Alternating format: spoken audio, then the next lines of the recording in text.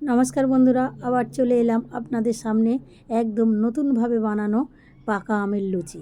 বন্ধুরা, কেউ যদি এখনও পর্যন্ত না করে থাকেন তাহলে আমার এই রেসিপিটা স্কিপ না করে ঝটপট দেখে নিন আর ঝটপট করে বাড়িতে বানিয়ে নিন। দেখেছেন বন্ধুরা কত সুন্দর হয়েছে, খালি আর কেমনভাবে করেছি অবশ্যই করে দেখে নিন।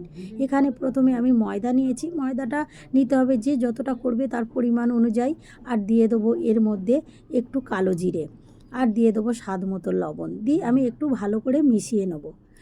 লবণ, কালো জিরে আর ময়দাটাকে আমি সুন্দর করে ভালো করে মিশিয়ে নিয়েছি। এখানে আর আমি অন্য কিছু ব্যবহার করব না। এখানে দিয়ে দেবো আমের কাঁধ। আমের কাঁধটাকে আমি বের করে একদম ছেঁকে সুন্দর করে রেখেছি, এটাকে আমি এর মধ্যে দিয়ে দিলাম, ময়দার মধ্যে দিয়ে দিলাম। বন্ধুরা, এখানে কিন্তু আমি কোনো জল ব্যবহার করব না। আমি এই আমের কাঁধটা দিয়ে ময়দার একটা ডো বানিয়ে নেব।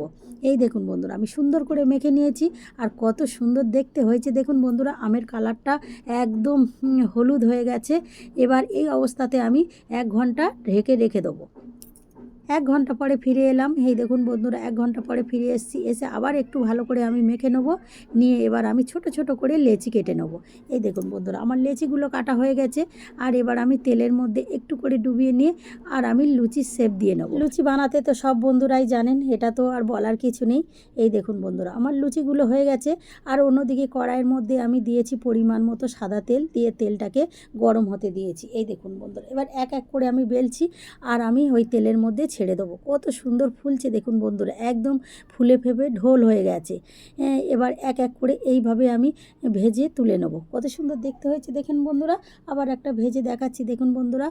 এইভাবে আমি একটা করে লুচি দেবো আর একটু করে তেল এইভাবে ওপরে দিলে একদম লুচিগুলো সুন্দরভাবে ফুলে ফেপে উঠবে। এইভাবে আমি সব লুচিগুলোকে ভেজে নেব।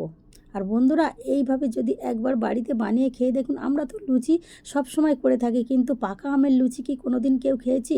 আর পাকা আমের লুচি খেতে হলে এই সিজনে করে খেতে হবে, কারণ এখন পাকা আমের সিজন চলছে।